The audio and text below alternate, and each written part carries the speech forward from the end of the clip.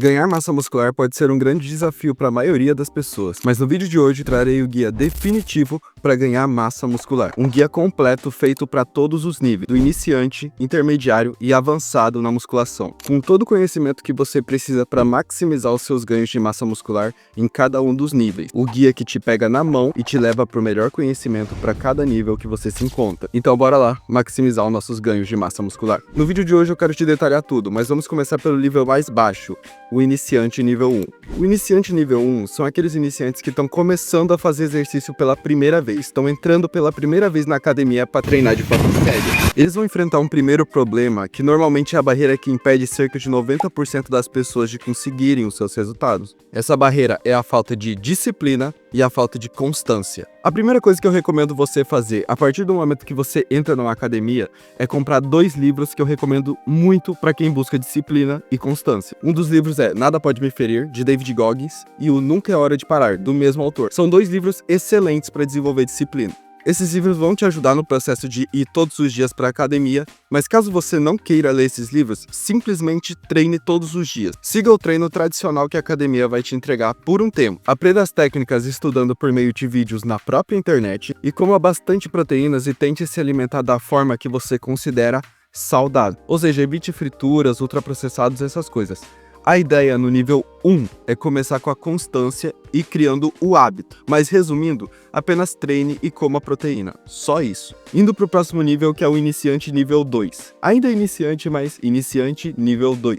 Muito bem, agora que você estudou as técnicas de cada exercício e manteve a disciplina por um certo período de tempo e se alimentou com proteínas e de forma que você considera saudável, você já verá alguns resultados, mas provavelmente ainda não vai ser o suficiente. Os iniciantes nível 1 vão progredir com estímulos mais básicos, como apenas treinar e consumir proteínas, mas em algum momento essa progressão vai diminuir. Então a gente vai ter que fazer certas mudanças, certo? A primeira mudança que vamos aplicar é a seguinte: você não vai mais apenas levantar peso. Você tem que entender um certo conceito do treino de musculação. O conceito que eu tô falando aqui é o de sobrecarga progressiva. Sobrecarga progressiva é o processo de dificultar exercícios que você já pratica. Ou seja, se você pratica supino, a cada semana você vai aumentar de 1 a 2 quilos de carga para fazer o exercício. Esse é um processo de sobrecarga progressiva. Você está dificultando cada vez mais o seu treino. Por exemplo, ao invés de você fazer a cada semana 3 séries de 20 quilos no supino, você poderia aumentar de 1 a 2 quilos por semana no supino. E realizar o exercício com mais carga, mais dificuldade e mais estímulo, o que é o conceito de sobrecarga progressiva. Você está sobrecarregando o exercício. Existem outras formas de aplicar isso. Você pode desacelerar a parte excêntrica do movimento, a negativa, a parte mais fácil, a favor da gravidade. Você pode aumentar o seu número de repetições, ou você pode melhorar a sua conexão mente e músculo. Agora falando sobre nutrição. O iniciante nível 2, ele não apenas consome proteínas. Assim como ele não apenas levanta pesos, o consumo de proteínas aqui é específico. O consumo fica entre 1,6 a 2,2 gramas por quilo de peso corporal. Esse é o consumo diário de proteína. Então, isso significa que se você pesa 70 quilos, por exemplo, você deveria comer de 112 a 154 gramas de proteína por dia.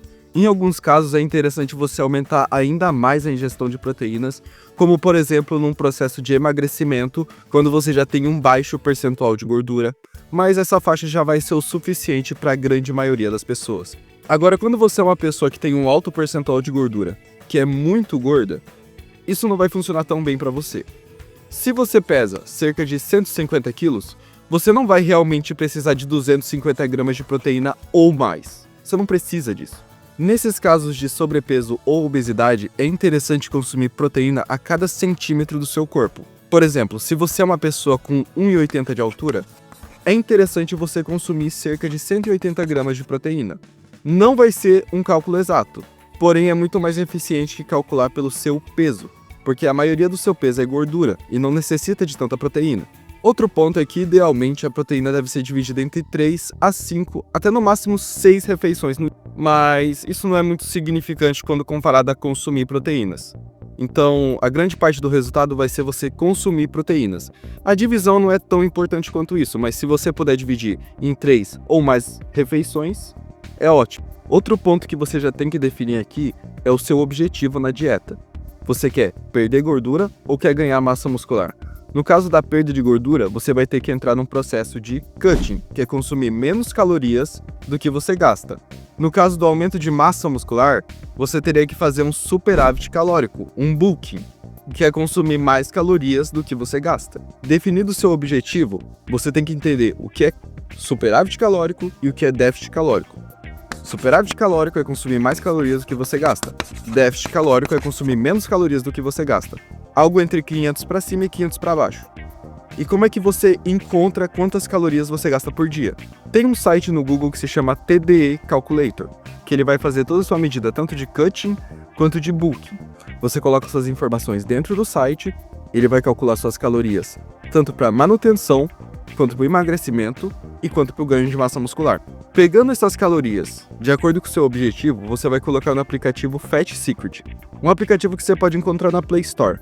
Você coloca suas calorias ali, de acordo com o seu objetivo, e você pode registrar os alimentos que você consome no dia, que ele vai se basear nas suas calorias para fazer um desconto das calorias que você já comeu. Ou seja, se você tem 2.000 calorias ali do seu objetivo e você consome um alimento de 200 calorias, o aplicativo, quando você registrar nele, vai contar automaticamente as calorias, ou seja, vai tirar 200 calorias das 2.000 que você registrou. A alimentação, ela é super importante para o processo de ganho de massa muscular. Mas até aqui a gente já abordou o principal, tudo que você vai precisar tá aqui. Então agora vamos dar uma ênfase mais ao treino de musculação. Meus parabéns, agora você chegou no nível intermediário. Então bora continuar a progredir. Então, nós já temos nossa quantidade específica de consumo de proteínas por dia. E nós já entendemos o conceito de sobrecarga progressiva. Mas a sobrecarga progressiva ainda deixa muito a desejar. Ela ainda deixa muitas perguntas em aberto. Por exemplo, ela não responde o esforço relativo que devemos fazer, o número de séries, o número de repetições, a carga que devemos utilizar, nada disso a sobrecarga progressiva responde. Ela apenas diz que devemos dificultar o exercício cada vez mais. Então o intermediário precisa buscar a resposta para essas perguntas. E é o que eu vou te trazer agora. Vamos começar pelo esforço relativo, que é o mais importante de todos, disparado. Quanto que você acha que tem que se esforçar a cada série para maximizar os seus ganhos de massa muscular? A comunidade científica não chega a um acordo específico para isso. Alguns cientistas dizem que devemos chegar até a falha, enquanto outros dizem que a falha não é necessária para esse processo. Vamos optar por ficar do lado da maioria, certo? A maioria defende que a falha muscular não é necessária, e sim chegar próximo a ela, cerca de 2 a 3 repetições na reserva. E o que são repetições na reserva? Vamos supor um exercício que você aguente 15 repetições. Você aguenta 15 repetições desse exercício, mas você faz 12. Você deixou 3 repetições na reserva. Você não fez as 15 repetições que precisaria para chegar até a falha, deixou 3 na reserva, entendeu? Isso são repetições na reserva. Cientistas defendem que de 2 a 3 repetições na reserva estão muito boas para maximizar a hipertrofia. Então você não necessariamente precisa chegar até a falha muscular. E é até interessante não chegar, porque você consegue render mais nas próximas séries e nos próximos exercícios. Então, o esforço relativo ideal é quando você chega próximo à falha com 2 a 3 repetições na reserva. Agora vamos para o assunto volume. O volume é o produto entre o número de séries, de repetições e da carga que você utiliza nos seus treinos. Quanto maior o volume, maior o ganho de massa muscular. Mas isso só até certo ponto. Após isso, o excesso de volume faz o processo inverso, você começa a perder massa muscular. Isso acontece pela falta de recuperação muscular que seu corpo sofre. A maioria das pessoas exagera no volume, desperdiçando energia. Tal energia que devia ser focada na técnica e na carga do exercício. Para descobrir o seu volume ideal, a melhor forma seria experimentação, certo? Mas pelo que a ciência nos entrega, algo entre 10 a 20 séries por parte do corpo está excelente para a grande maioria das pessoas e para a grande maioria das partes do corpo. Então, supondo que você faz um treino full body 3 vezes na semana, sua divisão vai ficar mais ou menos assim. Seguindo como músculo de exemplo, o peitoral. E vamos utilizar o exercício supino. Então a sua semana vai ficar mais ou menos assim: 6 séries segundas de supino, 6 séries pesadas de supino na segunda, mais 6 séries na quarta, mais 6 séries na sexta, resultando em 18 séries semanais. Agora vamos para a carga que utilizamos no treino e a quantidade de repetições. A gente vai acabar falando dos dois ao mesmo tempo, porque acaba que um influencia no outro. Porque pensa comigo, Com baixas cargas, você consegue fazer altas repetições. Com altas repetições, você consegue fazer com baixa carga. E com altas cargas, você faz baixas repetições. Com baixas repetições, você só consegue fazer com altas cargas. Isso levanta em conta que você está seguindo o esforço relativo que a gente já falou no começo. Ou seja, chegando próximo à falha, com 2 a 3 repetições na reserva. Você pode se perguntar qual o número ideal de repetições para maximizar a hipertrofia. A real é que não faz muita diferença desde que esteja numa faixa entre 3 a 30 repetições. Passar de 30 repetições começa a ser negativo para o seu corpo porque ele tem mais dificuldade em se recuperar de altas repetições. Mas se eu fosse você, eu ficaria numa zona mais média, entre 6 a 12 repetições é o ideal. Ou algo entre 5 e 8 se você quiser construir alguma força ainda nesse processo. Lembrando, o esforço relativo tem que ser próximo à falha para gerar hipertrofia muscular. Agora, para a seleção de exercícios. Definitivamente você tem que focar em exercícios compostos, não tem para onde fugir. Mas claro que exercícios em máquinas têm seu lugar, principalmente para músculos pequenos, como o bíceps. Mas antes, você tem que dominar todos os exercícios compostos e multi-articular, porque eles são mais eficientes, eles geram mais hipertrofia e geram mais força. A seleção de exercícios é mais uma arte do que ciência em si, então eu recomendo você selecionar os exercícios que você gosta mais e tem uma melhor técnica. Você tem que começar dominando os exercícios básicos, no caso os compostos, que vão ser a sua base. E depois comece a experimentar exercícios diferentes, variações, novas máquinas, coisas diferentes. Mas isso só depois que você dominar o básico. E agora sobre frequência. A frequência ela tem um papel relativamente menos importante, mas eu altamente recomendo que você treine cada músculo pelo menos 2 vezes na semana. Permite que você faça mais volume e com mais qualidade. Agora sobre o descanso entre as séries. Eu prefiro mais que você leve em consideração as sensações do seu músculo. Se você se sente disposto para a próxima série, para mim é mais relevante essa sensação do que esperar um número X de minutos. Por quê? Porque seu músculo ele não tem relógio. Então, de acordo com os estímulos, ele vai descansar mais rápido ou mais lento. Aparentemente apareci para gravar mais uma parte. Tá, esse aqui é outro dia, tá? Essa aqui é a segunda parte da gravação, então vamos lá. Agora, depois de entender tudo isso, você vai pro próximo nível, que é a Elite. Nesse ponto, você vai precisar saber o que acontece na parte mais fisiológica do seu músculo. Baseado no estudo do Dr. Brady Sheinfeld, descobrimos que há 3 principais formas de estimular a hipertrofia, que são elas: tensão mecânica, dano muscular e estresse metabólico. A tensão mecânica, de uma forma resumida, é a força que faz o seu músculo se esticar. Uma maneira de você imaginar a tensão mecânica é imaginar 2 pessoas em um cabo de guerra, onde ao mesmo tempo que cada uma puxa em sua extremidade, o próprio cabo de guerra tenta puxar elas, o que é muito semelhante com os músculos, que se esticam e se contraem, gerando tensão passiva esticando e gerando tensão ativa se contraindo. Nisso não há discussão, a tensão mecânica é realmente o maior estimulador de hipertrofia que existe, entre os 3 é a melhor e mais eficiente. Agora falando sobre dano muscular. O dano muscular é o que o nome já diz, é dano físico à massa muscular,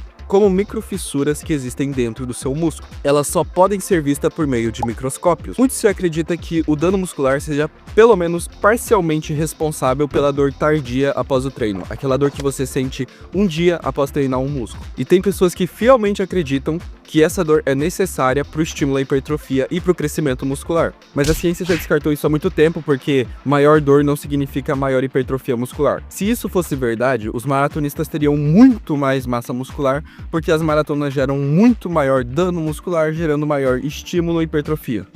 O que comprova que isso não é verdade, já que os maratonistas normalmente são magros. Então a gente repara que nesse contexto o efeito é contrário, quanto maior dano muscular, menor hipertrofia. Isso também se aplica ao treino de levantamento de peso, tanto na corrida, que no caso seria a maratona, quanto no levantamento de peso, quanto maior o dano muscular, menor a hipertrofia.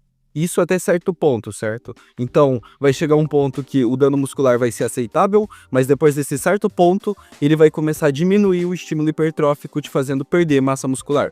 Isso acontece porque quando a dor muscular e as fissuras dentro do músculo são tão grandes, o músculo usa toda a proteína e toda a energia que ele tem apenas para reparar essas fissuras no músculo, não sobrando energia para quebrar o platô e criar mais massa muscular. fazendo uma exceção apenas para fase excêntrica, ok? Você vai querer deixar ela lenta. O que sim, claro, vai te gerar mais dano muscular, mas também vai te gerar mais hipertrofia. O que é meio confuso porque eu disse que dano muscular diminui hipertrofia, mas desacelerar a excêntrica aumenta o dano muscular, mas ainda gera hipertrofia. Mas o que acontece é que o responsável por isso não é o dano muscular. O responsável por isso é a tensão mecânica. Quando você desacelera a fase excêntrica, você gera mais tensão mecânica, o que gera maior estímulo à hipertrofia, certo? Mas sendo sincero, na ciência não tem muito sobre dano muscular. O máximo que a gente pode fazer é especular esses assuntos. E parando para pensar, e o estresse metabólico? O estresse metabólico é o acúmulo de metabólicos dentro de um músculo. Metabólicos como lactato, oxigênio e hipoxia muscular. Por exemplo, a falta de oxigênio dentro do músculo está associada a um maior pump muscular, como se obtém, por exemplo, fazendo um treino com altas repetições. Esse pump é super legal, mas não está associado com nada que aumente o estímulo para hipertrofia. Tem alguns exemplos sobre o porquê um pump maior não vai te auxiliar a ter maior hipertrofia, como, por exemplo, diminuir o tempo de descanso entre as séries. Quando você diminui o tempo de descanso entre as séries, você vai ter um pump maior, mas a sua hipertrofia vai ser menor. Então isso implica que pump e estímulo hipertrófico não estão relacionados. Outro exemplo é usar a amplitude parcial de movimento. A rosca direta 21 é um exemplo disso, quando você faz a rosca direta só num ponto do exercício. Isso vai te gerar um maior pump, mas ao mesmo tempo não vai te gerar uma maior hipertrofia. Ou seja, para resumir aqui, foque ao máximo em estudar a tensão mecânica do músculo e estimular essa tensão mecânica para aumentar os seus resultados e o estímulo para hipertrofia. Tensão mecânica para maximizar os seus resultados. Meus parabéns! Se você aprendeu tudo o que eu te expliquei até agora e pratica nos seus treinos, agora você pode subir para o próximo nível, o nível Pro. Aqui é onde a gente vai ter que explicar o crescimento muscular como se fôssemos especialistas, certo? Então veremos aqui a tensão intramuscular. No passado a gente já entendeu que a tensão mecânica é o maior sinalizador de hipertrofia muscular. Mas como que a tensão mecânica se transforma num processo bioquímico que estimula a hipertrofia muscular? Bom, não há apenas um caminho. Há vários caminhos interconectados com resultados diferentes, certo? Então vamos supor que levantamos um peso pesado o suficiente para gerar uma boa tensão mecânica dentro do músculo. Isso vai gerar o que nós chamamos de estímulo. O estímulo é detectado por sensores mecânicos, que sentem quando esse músculo está sendo puxado e gerando tensão. Eles passam esse sinal de tensão e puxamento, para depois a gente vai explicar. E depois eles repassam esse sinal de tensão. Não é exatamente claro que moléculas fazem essa detecção no caso dos sensores, mas há alguns candidatos fortes para a gente especular, certo? Como a costamers, que ficam nas membranas das fibras musculares, e é responsável por manter as fibras musculares juntas e transferir força entre as fibras musculares durante uma contração. Também tem a titin, e um fato curioso sobre ela é que ela é a maior proteína encontrada no corpo humano, e teoricamente ela também podia ser responsável pela detecção desses estímulos, e também teoricamente ela também poderia ser responsável pela detecção dessas mudanças mecânicas no nosso músculo, sendo mais provável em alongamentos ou mudanças mecânicas de alto comprimento no músculo. Então temos, por último, a filamin, que também pode acabar detectando essas mudanças mecânicas dentro do músculo. Bom, mas ainda hoje em dia, a ciência não é capaz de dizer ao certo, com 100% de certeza, que molécula que faz a detecção dessas mudanças mecânicas. E essa é uma das grandes questões da fisiologia. Então vamos voltar para aquela explicação. Após a detecção da tensão mecânica, o sinal estímulo é enviado para uma molécula chamada mTOR, que é um importante regulador do crescimento celular. E certamente vai incluir o tecido muscular, mas também células como o do câncer, por exemplo, porque pode tornar tecidos maiores, já que ela regula as células do corpo. Esse sinal vai para o núcleo, que produz uma fita de RNA, que é como um projeto para a construção do músculo, certo? Esses projetos são enviados para ribossomos, que é como uma fábrica de construção de proteína muscular, e essa fábrica vai construir um conjunto de aminoácidos, baseados nesse projeto que veio do RNA. Esse processo todo é a síntese de proteína muscular, e por meio desses processos, muitas proteínas diferentes vão acabar sendo sintetizadas. E se essa taxa de síntese superar a taxa de degradação, vai resultar em um balanço proteico positivo, causando a hipertrofia miofibrilar, levando ao aumento do tamanho dos músculos no geral. Mas isso vai ser apenas um dos caminhos. Outro deles é o caminho desencadeado por aminoácidos, que tem na proteína que a gente come. No caso, esse aminoácido é a leucina, que também consegue ativar o mTOR. Precisamos de cerca de 3 gramas de leucina, que encontramos em cerca de 20 gramas de proteína de alta qualidade, como em carnes, ovos, etc. Por mais que estudos mostrem que um consumo maior de proteína de alta qualidade consegue estimular mais o mTOR e produzir mais massa muscular, o estímulo é muito menor do que os treinos de musculação. Sendo assim, uma mistura dos dois vai ser a melhor opção. Mas se você tivesse que optar só por um, opte pelo treino. Bom, esse vídeo foi longo, viu? Mas depois de todo esse conhecimento, você tem tudo o que você precisa saber para ganhar massa muscular, desde o nível mais iniciante até o nível profissional. Mudanças científicas vão surgir em passar dos anos, mas se houver qualquer mudança significante, eu vou trazer aqui pro canal. Se você gostou do vídeo, deixe seu like e se inscreve. Falou!